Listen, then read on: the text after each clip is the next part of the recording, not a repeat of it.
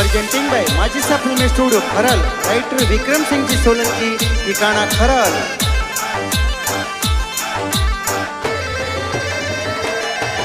अरे राखड़ी पूनम रो त्योहार आयो, बहनो राखड़ी लावे जी। अरे कविता कावर बेन वीरो सर राखी लावे जी।